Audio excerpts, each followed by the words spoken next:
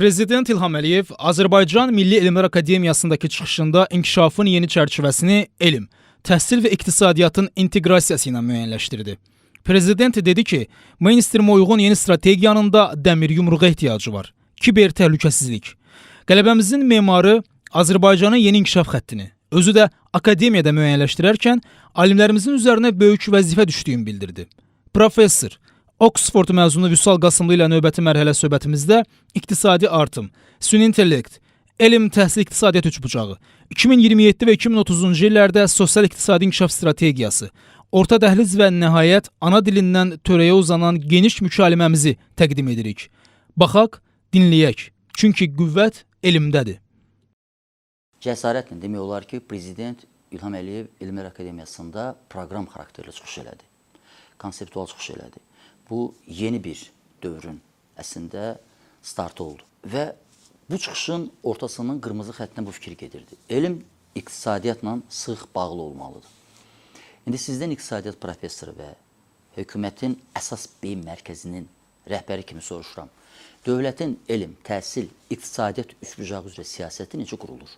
Valla siz dəqiq artıq üçbucağı müəyyənləşdirdiniz. Onda gəlin elə həmin üçbucaq ətrafında biz danışırıq. Cənab Prezident tərəfindən Azərbaycanın elm strategiyasından bağlı bir neçə konseptual sənəd qəbul olunub. Birinci sənəd 2022-ci ildə elm və təhsil sahəsində islahatlarla bağlı qəbul olmuş sənəd idi ki, bizdə artıq Elm və Təhsil Nazirliyi formalaşdırıldı və yeri gəlmişkən bu post-sosialist məkan üçün çox populyar bir yanaşma idi həmin dövr üçün. Və eyni zamanda isə Elmlər Akademiyasında bir sıra institutları artıq deməli, Elm və Təhsil Nazirliyinin nəzdində fəaliyyət göstərməyə başladı və Azərbaycan Milli Elmlər Akademiyası isə dövlətin ali elm orqanı kimi ayrıca müəyyənləşdirildi. 23-cü ildə Cənab Prezident onun əsasnaməsini də təsdiq elədi. 25-ci ildə Elmlər Akademiyasının özünün bir strateji yol xəritəsi qəbul olundu və Cənab Prezident eyni zamanda Elm Təhsil Nazirliyinin yanında elm və təhsil üzrə deməli agentliyi də formalaşdırdı. Və gördüyünüz kimi belə deyək ki, institusional altyapı artıq belə deyək ki, islahatın əsas açarını müəyyənləşdirmişdi və Cənab Prezidentin təsdiq elədiyi bu sənədlərdə artıq sizin dediyiniz, doğru olaraq sezdiyiniz, hiss elədiyiniz elm, təhsil və iqtisadiyyat üçbucağının əsası qoyulmuşdu. Və reformaların, islahatların nəticələrini qısa müddətdə biz gördük. Açığı bu tezliyində görmürdük, gözləmirdik və xüsusən də qeyd etmək istəyirəm ki, artıq Azərbaycan ali təhsil müəssisələrinin həm QS University Rankingdə, həm Times Higher Education'da sürətlə irəliləməsi, ilk 1000-yə düşməsi çox sevindirici nəticələrdir və yaxud da bizim Scopus'da, Web of Science-dəki məqalə sayımızın son 3-4 il ərzində təxminən 2 dəfəyə qədər artması yaxşı, sevindirici xəbərdir. Amma Cənab Prezidentin də qeyd elədiyi kimi hər şey belə deyək ki, arzuladığımız səviyyədə deyil və burada müəyyən çağırışlar var.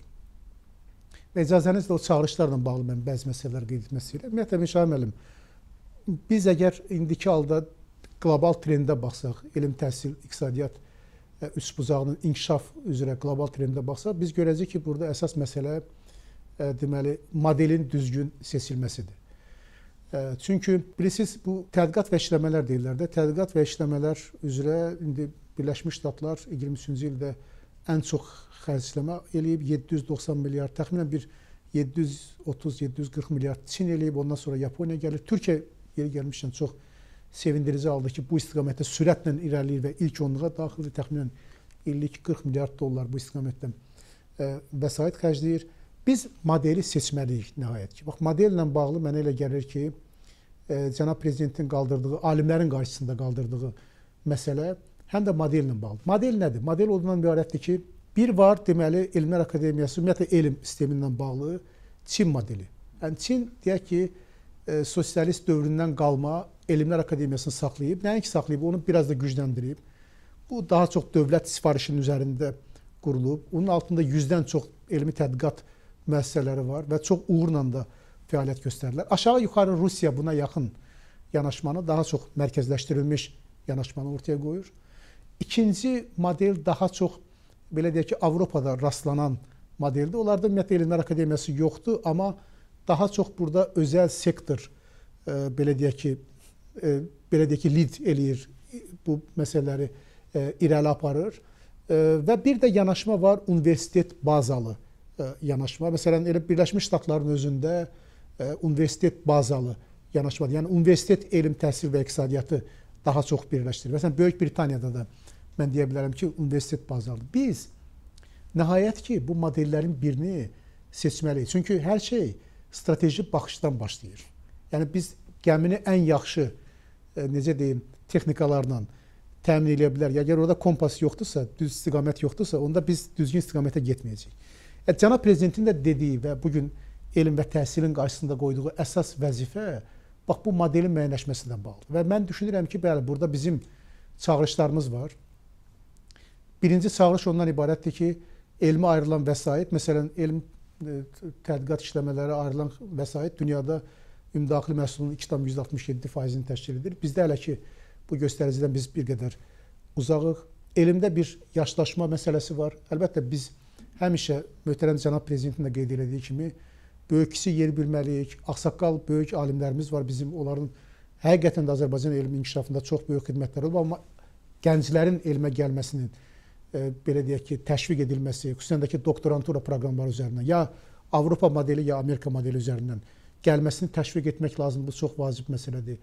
Elm infrastrukturunun qurulmasına bağlı mən düşünürəm ki, biz işlərimizi daha da təkmilləşdirməliyik və qlobal innovasiya indeksində bugün Azərbaycan 94-cü yerdədir. Mən düşünmürəm ki, bu bizim qalib dövlətin belə deyək ki, əldə elədiyi nəticələrə uyğun nəticələrdir. Və orada iki istiqamət var. Biliyin mənimsənilməsi, biz daha çox xaricdən nə qədər bilik mənimsəyirik və biliyin yayılması bizim istehsal etdiyimiz məhsullarda, o cümlədən İKT məhsullarında biz nə qədər kənara çıxa bilirik. Yəni, bilik əsaslı məhsullarla, texnologiya əsaslı məhsullarla və burada da 100-cü yerdən daha yuxarıdayıq. Ona görə də çağırışlar var.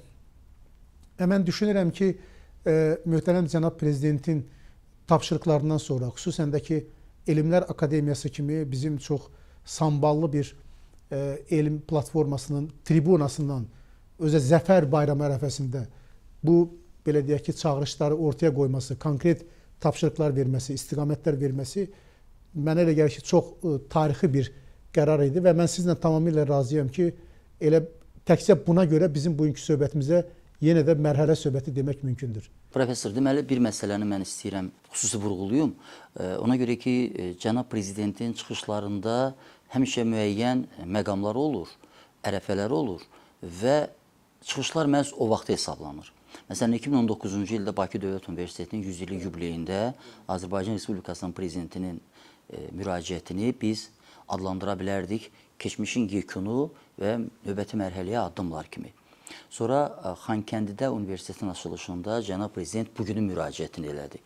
Elmlər Akademiyasındakı müraciət daha çox gələcək hesablanmış müraciət idi və özü də, belə demək olarsa, təbiətin 4 fəsli var da, bu 5-ci fəslin müraciəti idi. Mən bu müraciəti niyə 5-ci fəsil adlandırıram? Ona görə ki, burada daha çox süni intellekt qabardıldı və aydındır ki, prezident 2024-cü ildə, 2025-ci ildə Şuşa Qlobal Media Forumunda bu məsələlərə elə-belə diqqət yetirməmişdi. Akademiya da elə bil ki, həmin o çıxışların yekun olaraq çox möhtəşəm bir çağırışla meydanda oldu. Elm və təhsil bu prosesə nə qədər hazırdır? Yəni, yeni təbiətdə 5-ci fəsli adlandırdığımız mərhələyə sizcə? Bunu siz ümumiyyətlə çox yaxşı, belə deyək ki, bu ardıcıllığı verdiniz. Mən sizlə tamamilə razıyam ki, cənab prezidentin xüsusi olaraq da ki, süni intellektlə bağlı yenə də Elmlər Akademiyasının tribunasından deməli, səsləndirdiyi fikirlər, qarşıya qoyduğu vəzifələr xüsusən diqqətə layiqdir. Çünki açığı burada deməli cənab prezident süni intellektlə bağlı inkişafımızı Müşavir müəllim, mənə elə gəlir ki, 3 çox fundamental əsasın belə deyək ki, əsasa söykənərək həyata keçirilir. Bunun birincisi deməli 25-27-ci illərdə süni intellektin inkişafına bağlı qəbul olunmuş strategiyadır. Və cənab prezident həmin strategiyanın monitorinq qiymətləndirməsini İqtisadi İslahatların Təhlili Kommunikasiya Mərkəzinə tapşırır və biz hal-hazırda bu deməli proqramın qiymətləndirməsindən idarə edilməsi, koordinasiyası işlərindən, kommunikasiya işlərindən məşğuluq. Bu birinci istiqamətdir. İkinci Cənab Prezident elə Şuşa qlobal forumunda da, ondan əvvəl də, ondan sonraki çıxışlarında da və akademiyadakı çıxışında da xüsusi olaraq kiber təhlükəsizliklə bağlı məsələləri qeyd elədi. Çünki sən nə qədər süni intellektdə irəli gedirsənsə, eyni qədər də kiber təhlükəsizlik məsələlərini nəzərə almalısan və təsadüfi deyil ki, möhtərəm cənab prezident tərəfindən 23-27-ci illəri əhatə edən kiber təhlükəsizlik və informasiya təhlükəsizlik sahəsində ayrıca bir dövlət proqramı qəbul olmuşdur. Çünki bilirsiniz, açığı belə bir trend var. Hətta kiber təhlükəsizlik, buna deməli cyber crime as a service deyirlər. Kiber təhlükəsizlik özü artıq bir xidmət növü, biznes növüdür. Yəni onu təklif eləyən şirkətlər var, ondan pul qazanan şirkətlər var. Və belədirsə, medalın o birisi tərəfində artıq belə deyək ki, cyber security mesh deyirlər. Yəni deməli kiber təhlükəsizliklə bağlı bir arxitekturanın yaradılması. Siz fikir verirsiniz, bunlar bir-birini tamamlayır və ona görə də biz nə qədər süni intellektdə irəli gediriksə, nə qədər texnologiyalarda irəli gediriksə, o qədər də kiber təhlükəsizliklə bağlı məsələləri həll etməliyik. Çünki dəmir yumruğun kiber sahədə öz, belə deyək ki, necə deyək? Ekvivalenti olmalıdır, virtual yumruq. Bəli, virtual yumruq olmalıdır. Virtual yumruq olmasa mümkün olan məsələ deyil və cənab prezident açıq şəkildə kiber təhlükəsizliklə bağlı danışanda təkcə müdafiə yox, həm də hücum məsələlərini də qeyd etdi. Mənə elə gəlir ki, bu kifayət qədər vacib bir məsələdir və açığı əgər biz süni intellekt sahəsində, hətta strategiyada da biz onu açıq şəkildə yazmışıq, süni intellekt barometrinə görə 83 ölkənin arasında 78-ci yerdəyik və yaxud da ki, hökumətin süni intellekt hazırlığına görə 100 neçənci yerdəyik. Bunlar arzu olunan səviyyə deyil, əlbəttə strategiya bunu yaxşılaşdıracaq, amma mən böyük bir fəxarət hissindən deyə bilərəm ki, kiber təhlükəsizlik üzrə Azərbaycan dünyada ilk 30-luğa daxil olan bir ölkədir. Və bu sahədə istər Dövlət Təhlükəsizlik Xidməti, istər Rəqəmsal İnkişaf Nəqliyyat Nazirliyi, istər Xüsusi Rabitə İnformasiya üzrə Dövlət Xidmətimiz və bizim digər Daxili İşlər Nazirliyi və digər bizim strukturlarımız kifayət qədər peşəkar bir iş görüblər. Və bu qalxan bizim üçün çox vacibdir. Yəni bu kiber təhlükəsizlik olmasa təsəvvür edin ki, bizim yəni bu qədər belə deyək ki, inkişafımız hansı həddə inkişafımız varsa, o həddə də biz təhlükə altında ola bilərik. Ona görə də bu iki məsələ bir-birini tamamlayır. Və üçüncü məsələ, aydın məsələdir ki, süni intellektin inkişafı, ümumiyyətlə, mən sizə deyim ki, bu qlobal trenddir. Süni intellektin inkişafı enerji tələb edir. Yəni, bu çox enerji tutumlu bir sahədir. Hətta indi kvant mexanikası da sürətlə inkişaf edir və bu yaxınlarda Google artıq özünün superkompüterini təqdim etdi və kvanta əsaslanan. Və o superkompüter indiki superkompüterdən 13.000 dəfə daha sürətlidir. Yəni ki, bu ağlasığmaz bir məsələdir. Siz təsəvvür edin ki, bir tərəfdən süni intellekt, bir tərəfdən kvant. Ümumiyyətlə, bizim yaşayışımızı, bütün paradigmanı dəyişəcək. Amma bu enerjiyə bağlı bir məsələdir.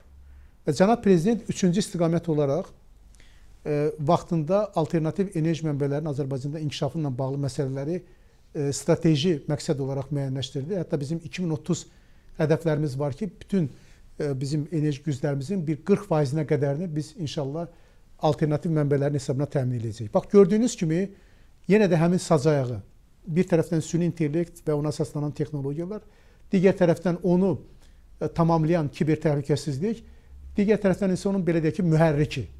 O texnologiyanın mühərriki, çünki enerji olmasa heç bir inkişafdan söhbət gedə bilməz. Və ona görə də yekunda nəyi demək istəyirəm? Süni intellekt strategiyasında cənab prezident konkret istiqamətləri müəyyənləşdirir ki, birincisi biz deməli, prioritet sektorları seçməliyik, harada biz süni intellekti tətbiq eləməliyik. Məsələn, təhsildə artıq bilirsiniz, süni intellekt çox sürətlə gedir. Yəni, nə baxımdan? Çünki artıq fərdiləşmiş yanaşma var və bu ancaq süni intellektin üzərində mümkündür. Və yaxud da ki, səhiyyədə biz keçən həftə Çinin Ticarət Nazirliyi ilə birlikdə Azərbaycanın da bir 30-a qədər dövlət qurumunu cəlb etməklə çox böyük bir tədbir keçirdik. Səhiyyədə süni intellektin tətbiqi. Bu artıq tamamilə yeni bir paradigmadır. Və yaxud da ki, dövlət idarə etməsində biz özümüz İqtisadi İslahatların Təhlili Kommunikasiya Mərkəzində dövlət proqram idarə etməsində artıq süni intellekt tətbiq edirik. Və cənab prezident burada da vaxtında bir çox vacib bir addım atıb.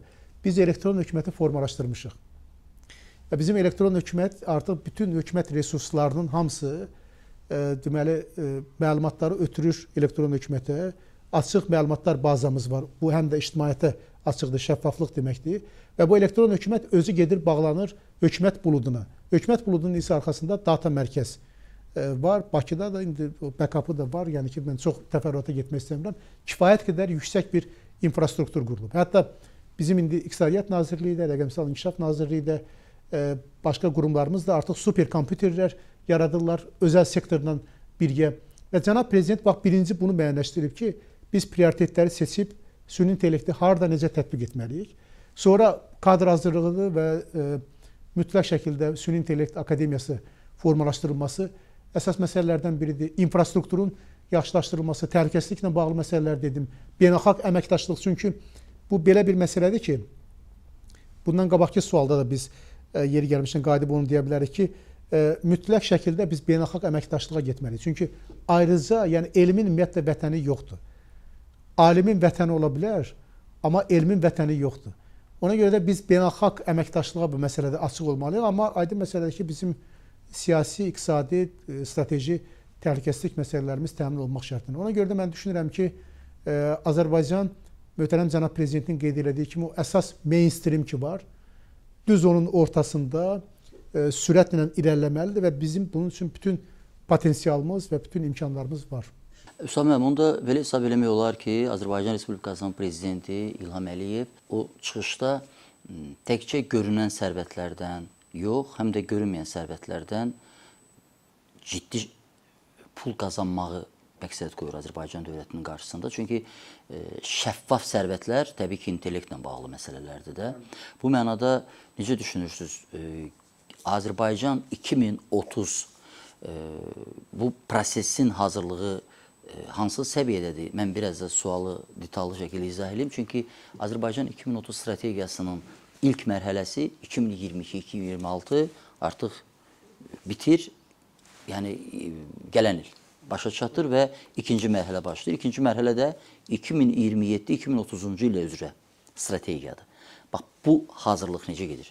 Müşahid müəllim, əvvəla mən sizinlə tamamilə razıyam ki, bu yeni inkişafın əsas driveri insan kapitalı olacaq və cənab prezident də akademiyanın tribunasının çıxışında yenə də insan kapitalının milli sərvətin əsas hissəsi olaraq qiymətləndirildi. Çünki məhz burada texnologiya, insan belə deyək ki, münasibətlərində insan kapitalının nə dərəcədə inkişaf etməsi bizim üçün vacibdir. Biz əvvəlki söhbətlərimizdə də sizinlə buna toxunmuşuq. Bizim demografiya ilə bağlı vəziyyətimiz söz yox, belə deyək ki, qlobal trendlərə uyğundur. Yəni ki, əhalinin artım sürəti falan yavaşlayır. Amma belə regional götürəndə belə çox da ciddi təhdidlərimiz yoxdur. 27-30 ilə bağlı bəli, sizin qeyd etdiyiniz kimi artıq cənab prezident tərəfindən müvafiq tapşırıq Nazirlər Kabinetinə verilib. Nazirlər Kabinetində baş nazirin tapşırığı əsasında və özünün də rəhbərliyi ilə artıq komissiya formalaşıb iki istiqamətdə. Yəni bir baş nazirin bir müavini rəhbərlik eləyir 27-30 sosial-iqtisadi inkişaf strategiyasının hazırlanmasına, baş nazirin digər müavini isə rəhbərlik eləyir, deməli, böyük qaydışa dair ikinci dövlət proqramının hazırlanması prosesinin. Və birinci istiqamətdə bizim artıq 9 alt işçi qrupumuz formalaşıb. Bunlar iqtisadi artımdan tutmuş, təhsil, səhiyyə, ətraf mühitə qədər sahələri əhatə eləyir və böyük qaydışda isə əvvəlki bizim deməli prioritetlərə uyğun olaraq 4-6 işçi qrupumuz fəaliyyət göstərir. Və sizin də qeyd etdiyiniz kimi mən fürsətdən istifadə edib demək istəyirəm ki, bugünə qədər elə böyük qaydışın özünə təxminən bir 21,5 milyard manat vəsait xərclənib və ilin sonuna qədər yəqin ki, bu 22 milyard manatı aşacaq. Növbəti ildə təxminən bir 3-4 milyard manat nəzərdə tutulur. Amma 27-30-da belə tamaşaçılar üçün də maraqlı olar. Mən deyim ki, təxminən bir 13-14 milyard manat da yenə də nəzərdə tutulacaq. Yəni biz artıq təsəvvürlərin 30-cu ilə qədər təxminən bir 35 milyard manata qədər təkcə ilə dövlət büdcəsindən böyük qayıdış proqramı çərçivəsində həm birinci, həm də ikinci proqram çərçivəsində vəsaiti xərclənmiş olacaq. Bu günə əlavə bir məlumatı deyim, bunu da ilk dəfə deyirəm. Böyük qayıdış çərçivəsində Qarabağ və Şərqi Zəngəzura verilən kreditlərin həcmi artıq 550 milyon manata yaxınlaşır. Və üstəlik də ki, özəl sektorunda burada 100 milyonlarla manat artıq qoyuluşları var. Mənim sizə dediyim bu rəqəmlərə aidiyyəti yox idi. Təxminən biz 30-cu ilə qədər gözləyirik ki, artıq belə deyək də 40-50 milyard manat civarında deməli böyük qayıdış çərçivəsində Qarabağ və Şərqi Zəngəzurda vəsait yatırılacaq. Qaldı ki, strategiya ilə bağlı 22-26 strategiyası və onun davamı olaraq 27-30 strategiyası. Deməli, 22-24-cü illərdə 4,5 milyard manat bu istiqamətdə vəsait xərclənib. Bu il əlavə 2,5 milyard manat, yəni cəmi 7 milyard manat vəsaitin xərclənməsi nəzərdə tutulur. Gələn ildə təxminən bir 2-3 milyard manat strategiya vəsait xərclənəcək. Bu təxminən bir 10 milyarda yaxınlaşacaq.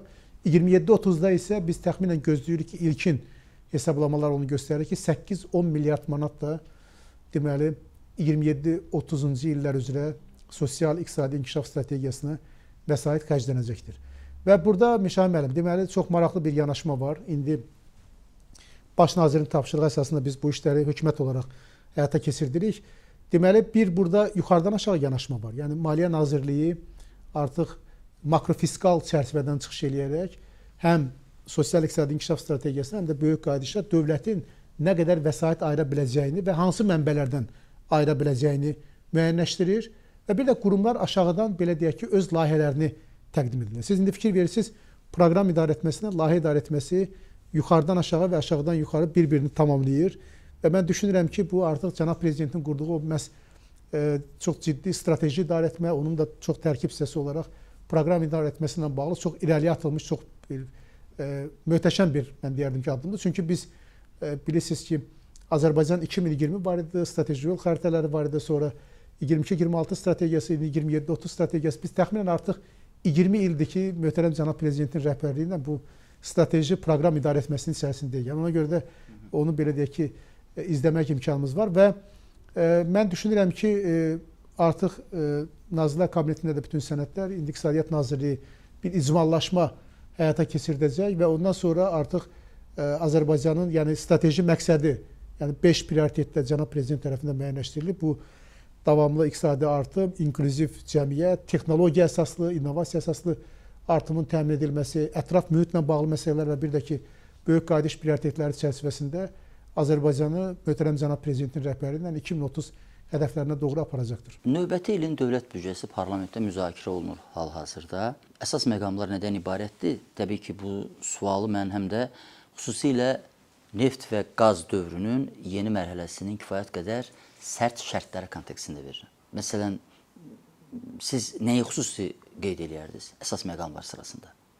Elə neft, qazın istəyirsiniz gəlirlərlə bağlı məsələ deyim. Yəni ki, o belə aydın məsələdir ki, həm hasilat bizdə azalır, neftin hasilatı və həm də ki, qiymətlər bilirsiniz ki, çox volatildir və hətta gələn 65 dollar müəyyənləşdirilib, əvvəlki illərə nisbətən daha aşağı şəkildə. Ona görə də biz orada yəni hökumət olaraq birincisi aydın məsələ ki, qeyri-neft sektorundan gələn gəlirlərin hesabına kompensasiya etməliyik bu məsələləri və yeri gəlmişkən Azərbaycan qeyri-neft sektoru son 5 ildə təxminən bir 40%-ə qədər artıb, həm özü artıb, həm də ki, deməli qeyri-neft sektorunun payı artıq növbəti ilin büdcəsində yeri gəlmişkən 57% aşır, təxminən 58%-ə yaxınlaşacaq. Yəni bax bu mən düşünürəm ki, büdcənin əsas xüsusiyyətlərindən biridir. İkincisi, Mişahin müəllim, bir maraqlı məsələ mən sizə deyim. Biz neft gəlirlərini də çox ağılla idarə edirik. Deməli, bu ilin ilk 9 ayını mən sizə göstəricilərini deyə bilərəm. Bilirsiniz, neft fondunun gəlirlərinin idarə edilməsində biz nə qədər pul qazanmışıq? Təxminən 22 milyard manata yaxın. Yəni, strukturla mən sizə deyə bilərəm, 5-12 milyard manat pulu biz qazanmışıq idarə etmədən. Qalan bir 15 milyard manatdan artıq vəsaiti də vaxtında qızıl almışıq. Qızılın qiyməti 2600 dollar olanda hər unsiya üçün, indi qızılın qiyməti 4000 dollar civarındadır və hətta 4000 dolları keçib və 15 milyard manatdan artıq da orada biz qazanmışıq və bir təxminən 21-22 milyard manat təkcə dövlət neft fondu təkcə idarə etmədən gəlir əldə edib. Bu Azərbaycanın dövlət büdcəsinin yarısından çoxdur. Müqayisə üçün deyim ki, bu deməli Gürcüstanın bu il üçün nəzərdə tutulmuş 9,9 milyard dollarlıq dövlət büdcəsindən çoxdur. Bu Ermənistanın bu il üçün nəzərdə tutulmuş 7,8 milyard olan dövlət büdcəsindən çoxdur. Təkcə biz neft fondundan idarə etmədən əldə etdiyimiz gəlirlər oradan çoxdur. Yəni bizim qonşuların büdcəsindən ayrı-ayrılıqda çoxdur. Bu çox belə maraqlı bir siz indi sualı dediniz, mən yadıma düşür ki, bunu bəlkə də qeyd etmək çox vacib olar. Əsas məziyyətlərdən biri odur ki, cənab prezident tapşırıb ki, biz büdcənin cari xərclərini qeyri-neft sektorundan əldə olunan gəlirlərlə təmin etməliyik. Və növbəti il artıq bu göstərici 88%-ə yaxınlaşır. Orta müddətli dövrün sonunda 29-cu ildə isə 100% olacaq. Yəni bunun mahiyyəti nədir? Çünki bilirsiniz Mişar müəllim, əsaslı vəsait qoyuluşu belədir ki, körpüdür də indi bu il tikmə gələn il tikinir və yaxud da ki, xəstəxanadır. Yəni indi təxirə salmaq olar, amma büdcədə qorunan xərclər ki var, cari xərclər, deyək ki, əmək haqqıdır, müavinətlərdir və s. Onları yəni təxirə salmaq mümkün deyil. Ona görə də o gəlirləri biz qeyri-neft sektorundan əldə olunan gəlirlərin hesabına, daha doğrusu xərcləri, cari xərcləri qeyri-neft sektorundan əldə olunan gəlirlərin hesabına bağlayırıq. Və bu inşallah 29-un sonunda artıq biz o məqsədi qarşımıza qoymuşuq. Çox vacib bir göstərici ondan ibarətdir ki, icmal büdcənin qeyri-neft baza kəsirinin qeyri-neft ümumdaxili məhsula nisbəti bu il 20% biraz aşmışdı. Hərçənd ki, bu yenə də bizim hədəfdən aşağıdır. Gələn 20%-dən də aşağı olacaq. 29-cu ildə isə bu hətta deməli 13%-ə qədər inəcək. Yəni bu bizim neftdən asıllığımızı azalmasıdır fiskal nöqteyi nəzərdən. Bir də ki, borcla bağlı məsələləri bilirsiniz. Bizim indi hardasa 25 milyard dövlət borcumuz var ki, bu borcda yəni ümumdaxili məhsula nisbətdə dünyada ən aşağı göstəricilərdən biridir. Hətta bizim xarici borcumuz indi 7-8%, yəni ümumdaxili məhsula nisbətdə dünyada ilk 10-luqdayıq biz bu nöqteyi nəzərdən. Bu bizim iqtisadi suverenliyimizdir. Xərclər istiqamətindən bağlı deməli əsas əlbəttə müdafiə təhlükəsizlikdir. Bu il xərclər 8,7 milyard manata qalxıb və demək istəyirəm ki, son deməli illər ərzində belə son 5 il ərzində biz götürəndə təxminən bu 40-50%lik bir artımdır. Yəni biz müdafiə təhlükəsizliyinin nə qədər vacib olduğunu mənə elə gəlir ki, xatırlatmağa ehtiyac yoxdur. Bunu çox gözəl bilirik. Təhsil xərclərimiz 5 milyard manat olaraq qalacaq. Yenə də artımla da səhiyyə xərclərimiz 2 milyard manatdan bir qədər artıqdır. Amma icmal büdcədə götürəndə 3,7 milyarddır. Çünki orada icbari tibbi sığorta və digər bizim xərclərimiz də nəzərə alınır. Ümumiyyətlə sosial xərclərlə bağlı deyə bilərəm ki, növbəti ildə bizim sosial xərclər ümumdaxili, daha doğrusu büdcənin 41%-dən artığını təşkil edir ki, ümumi də biz əgər icmal büdcə üzrə götürsək 800 milyon manatdan artıq vəsait deməli əvvəlki ilə nisbətən daha çox xərclənəcək. Bu o deməkdir ki, yenə də biz gələn il deməli pensiyalar, müavinətlər və digərlərində müvafiq qaydada artımları eləyə biləcəyik. Siz özünüz də bilirsiniz ki, biz dəfələrlə bunu müzakirə eləmişik. Son deməli 7 ilin ərzində 5 sosial paket Azərbaycanda həyata keçirilir. Bu 4 milyondan çox adamı əhatə edir və əlavə də 7,6 milyard manat buna biz deməli vəsait xərcləmişik. Əlbəttə sosial məsələ, yəni Azərbaycan vətəndaşının sosial rifah halı büdcənin əsas, mən deyərdim ki, hədəflərindən biridir ki, bu məsələlər öz əksini tapır. Və bir də ki, iqtisadi yönümlü xərclər və orada da deməli artım daha çox deməli Qarabağ və Şərqi Zəngəzurla bağlıdır. Orada da illik dediyimiz kimi 3-4 milyard manat vəsait xərclənəcək. Ümumiyyətlə fiskal islahatlar sürətlənib. Dövlət maliyyəsinin idarə edilməsinə bağlı cənab prezidentin bu il verdiyi tapşırığa əsasən artıq deməli elektron mühasibat, elektron büdcə, elektron xəzinədarlıq belə deyək ki, sistemləri və digər elektron sistemlərin qurulması çox vacibdir. Artıq yeri gəlmişən bizim mərkəz də yeri gəlmişən o prosesin içərisindədir. Mişar müəllim 99%-dən artıq bizim xərclərimiz artıq xəzinədarlığın üzərindən həyata keçirilir. Bu artıq hesabatlıqdır, şəffaflıqdır, dövlət maliyyəsinin idarə edilməsinin nöqteyi nəzərindən çox vacib bir nüansdır və çox vacib nüans ondan ibarətdir ki, konseptual olaraq biz indiyə qədər 4 sahəni əgər orta müddət xərclər çərçivəsinə aid eləmişdiksə, növbəti dövrdə daha 4 sahədə bura əlavə olunacaq və ümumilikdə 12 funksional istiqamətdir və biz artıq belə deyək ki, necə deyim, orta müddətli xərc büdcəsindən proqram büdcəsinə keçidi təmin edilir. Bu çox vacib bir məsələdir və yekunda da onu demək istəyirəm ki, İqtisadi İslahatların Təhlili Kommunikasiya Mərkəzinin deməli möhtərəm cənab prezidentin tapşırıqları əsasında proqram idarə etməsinə cəlb olunması ümumilikdə ölkədə nəticə əsaslı və proqram əsaslı idarə etmə nöqteyi nəzərindən öz töhfəsini verir. Növbəti sualım sadəcə bir müəllifədir. Amma bu həm də sadəcə müəllifə deyil, bu Orta Dəhliz kitabının müəllifinədir. Bildiyim kimi Orta Dəhliz kitabınız Rumuniyada nəşr olunub Polşa İqtisadi Forumunda, sonra Macaristanda, Yaponiyada təqdim olunub. Brüsseldə isə bu ayın sonunda səhv eləmirəmsə təqdimat olacaq. Azərbaycanın orta dəhliz üzrə liderliyinin indi akademik müstəviyə keçməsi əslində kifayət qədər xoş xəbərdir. Orta dəhlizin perspektivlərini necə qiymətləndirirsiniz? Bu artıq bir nəzəriyyəçiyə verilən sualdır həm də. Bu düz deyirsiniz ki, artıq nəzəri məsələ, biz praktik məsələdən keçdik artıq nəzəri məsələyə. Deməli, Mişar müəllim, burada bir dənə məsələ mən sizə deyim. Biz o kitabı yazanda da, bilirsiniz, özünüz də qeyd edirsiniz ki, 22 müəlliflə biz onu yazdıq. Bir qəribə bir məsələ çıxdı ortaya. Yəni ki, bu orta dəhliz bilirsiniz də, eramızdan əvvəl 2-ci əsrdə Xan sülaləsi, Çindəki Xan sülaləsinin İpək yolundan bağlı, yəni ki, Orta Asiya gəlişi, sonra Qafqaza və s. Avropaya çıxışı, yəni bu bir tarixdir, bir institusional yaddaşdır. Və açığı 1998-ci ildə Ulu Öndər Heydər Əliyevin rəhbərliyi ilə Azərbaycanda Traseka tədbirinin keçirilməsi, orta dəhlizlə bağlı institusional yaddaşın məhz Ulu Öndərin simasında yenidən cilalanaraq ortaya qoyulması və uzun müddətli strateji hədəfin müəyyənləşdirilməsi çox təsirləndirici bir haldır. Çox təsirləndirici.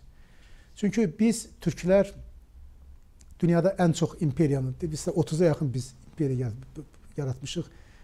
Böyük Hun imperiyasından tutmuş, Səfəvilərə, Osmanlılara qədər.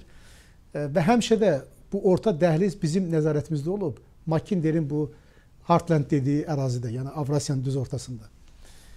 Və yəni Ulu Öndər Heydər Əliyev bax o institusional yaddaşı, tarixi yaddaşı belə deyək ki, canlandırdı. Yəni bu bir möhtəşəm bir şey. 98-ci ildə qərar verildi və ondan sonra artıq Azərbaycan neft gəlirlərinin də böyük bir hissəsini nəqliyyat, logistika infrastrukturuna yatırdı. Buna in advance of demand deyirlər. Yəni tələbdən əvvəl sən nələrsə infrastrukturu yaradırsan və bu da bir riski idi yeri gəlmişdən. Son 20 ildə cənab prezidentin rəhbərindən 21 min kilometr avtomobil yolu çəkilib. 1500 kilometr dəmir yolu ya çəkilib, ya təmir olunub. 9 bizim beynəlxalq aeroportumuz var. Biz Xəzərdə ən böyük gəmi donanmasına malik olan ölkəyik. Üstəlik də ki, hələ bir gəmi qayırma zavodumuz da var orada. 50-dən çox gəmimiz var. Biz regionun ən böyük təyyarə parkına malik olan ölkəsi, yəni mən mülkləri deyirəm. Hər bir bizim sahəmiz deyil, həm də ki, söhbətin mövzusu deyil. Mişar müəllim, siz hesab edəmirsiniz ki, bunlar böyük risklər idi vaxtındakı. Yəni sən bu qədər infrastruktura pul ayırırsan, amma hələ bilmirsən ki, bunun gələcəyi necə olacaq. Bəli, çox böyük risk. Çox böyük risk idi. Amma dərin strateji ağıl, yəni cənab prezidentin o necə deyim, Heydər Əliyev məktəbindən gələn o yaddaşı, tarixi yaddaşı, institusional yaddaşı və mən deyərdim ki, cəsarətli qərarı orta dəhlizə bir nəfəs verdi və Rusiya, Ukrayna, İsrail, Həməs toqquşması, Husilərin hücumları, Süveyş kanalındakı hadisələr birdən-birə o tarixi şəraiti yetişdirdi və biz artıq orta dəhlizi çox uğurla həyata keçirdirik və siz çox gözəl qeyd ediniz ki, əgər indiyə qədər biz nəqliyyat, logistika, infrastruktur və sahələrdə əgər Azərbaycan orta dəhlizi sözün əsl mənasında aparırdısa irəli, indi artıq biz akademik müstəvidə də bu möhürü vurduq. Yəni, məhz Azərbaycan, belə deyək ki, liderliyindən, Azərbaycan beyin mərkəzinin liderliyindən belə bir möhtəşəm bir kitab meydana çıxdı. Və yeri gəlmişəm, Brüsseldə təqdimat, deməli, Avropa-Asiya Tədqiqat Mərkəzində, Avropanın ən böyük beyin mərkəzlərindən birində olacaq və onların yeri gəlmişəm təşəbbüsü ilə bu təqdimatı biz orada eləyəcək və bugün mən çox böyük həvəslə, belə deyək, fəxarət hissi ilə demək istəyirəm ki, Mişar müəllim, orta dəhliz Cənub-Şərqi Asiya və Avropanı birləşdirən ən qısa yoldur. Cəmi 15 gündür. Hansı ki, pandemiyadan əvvəl bu yol 45-50 günə qədər başa gəlirdi. Və Dünya Bankının hesablamaları var ki, 30-cu ilə qədər dövriyyə burada 3 dəfə arta bilər. Və Dünya Bankının və Avropa Yenidən Qurma və İnkişaf Bankının hesablamaları var ki, təxminən 18,5 milyard avro deməli, burada investisiya qoyuluşuna ehtiyac var. Məsələn, xüsusən də ki, məsələn, deyək ki, Qazaxıstanın deyək ki, dəmir yol xəttinin elektrikləşdirməsi vacib məsələlərdən biridir. Bilirsiniz ki, artıq bir məsələ mən sizə deyim, orta dəhlizlə bağlı o kitabı yazanda bilirsiniz, bu nəzəriyyənin də bir üstünlüyü odur da. İndi praktikə ilə məşğul olursan, o bir başqa bir üstünlükdür. Amma nəzəriyyənin də bir üstünlüyü ondadır ki, Bilirsiniz, Azərbaycanda Müşahid müəllim, elə bir ki, orta dəhliz Azərbaycanda təcəlli eləyir. Nə baxımdan? Çünki bizdən şərqdə, Orta Asiyada, orta dəhlizin 3 dənə şaxəsi var. Biri Qazaxıstanın şimalından gedir, biri Qazaxıstanın düz ortasından gedir. Bir də ki, cənubda indi deməli Çin, Qırğızstan və Özbəkistan yolunun üzərindən gələndir. Gəlir Azərbaycana, birləşir, bir dənə yoldur. Sonra Bakı Beynəlxalq Dəniz Ticarət Limanından Ələtə, Osmanlıya qədər bir yerdə gəlir və Osmanlıda yenidən şaxələnir. Təzədən Azərbaycanda şaxələnir. Biri Gürcistan üzərindən Qaradənizə, biri də isə Zəngəzur dəhlizi üzərindən. Hansı ki, Zəngəzur dəhlizi orta dəhlizə əlavə bir 10-15 milyon ton yük ötürmə qabiliyyəti verəcək. Bu Azərbaycanda elə bir ki, Azərbaycan elə bir ki, bunun necə deyim, sözün əsl mənasında mühərrikidir. Yəni, indi gözünün qabağına gətirirsiniz, coğrafiyanı gətirir, xəritəni də getirirsiniz. Bütün mənalarda biz burada mühərrikik.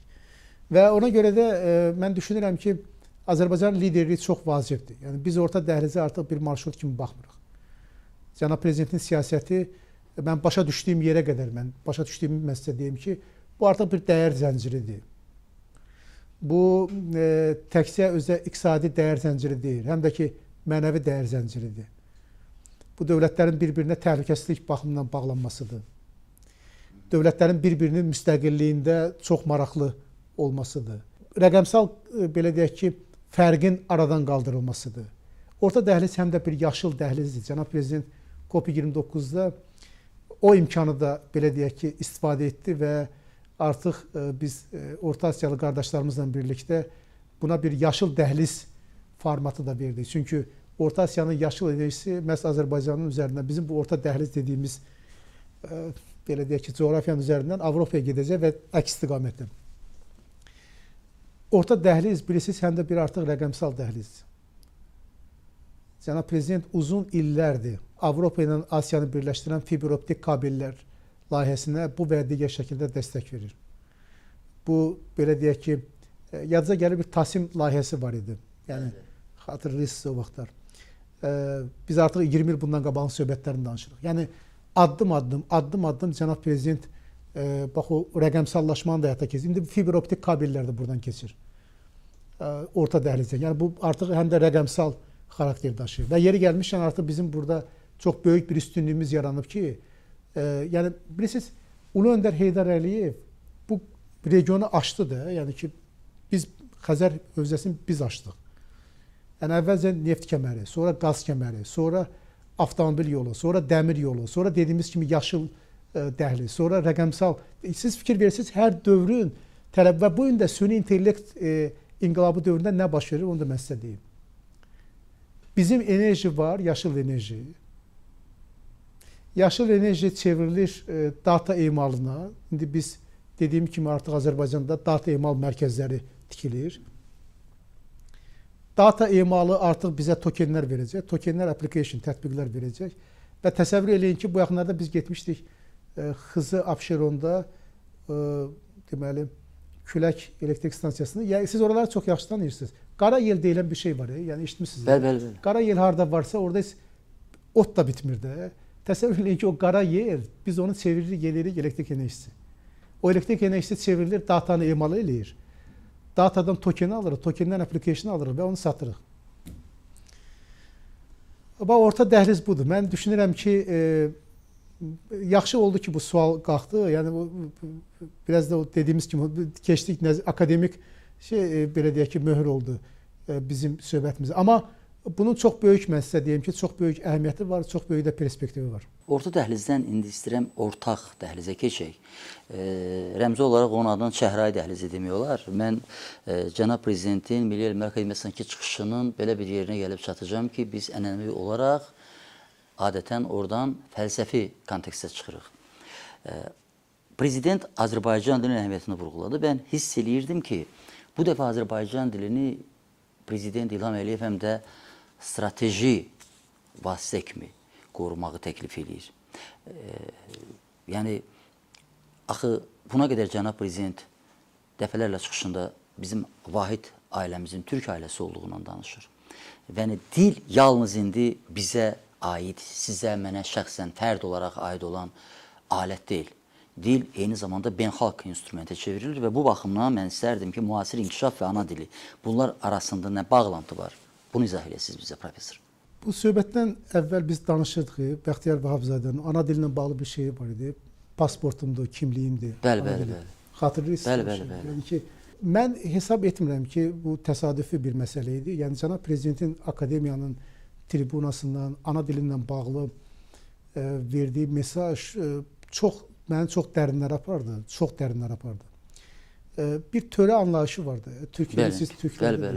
Törə, yəni Oğuz xanın dediyi ki, göydən göy çökmədiksə, yerdən yer dağılmadıqsa, sənin törəni kimsə pozamaz. Törə qayda, qanun, institut deməkdir. Türk dilində, elə Türk sözünün özü də yeri gəlmişən törədir. Törənin bir mənası institutdur, qaydadır, qanundur. Amma törənin ikinci mənası törəmək, artmaq, inkişaf etməkdir. Və mən sizə deyim ki, dünyanın müşahid heç bir dilində bir söz həm qaydanı, həm də inkişafı özündə ihtiva eləmir. Bu ancaq Türk dilidir. Bizim dilimizdir ki, orada qayda, qanun, institut, inkişafdır həm də. Keçən il məsələn iqtisadiyyat üzrə Nobel verdilər. Acemoğlu, Robinson və digər yoldaşa. Onlar niyə aldılar onu? İnstitusional iqtisadçı olduqlarına görə. Bəli. İnstitutlar nə qədər inkişaf üçün vacibdir? Deyil, bizim üçün çox vacib bir məsələdir.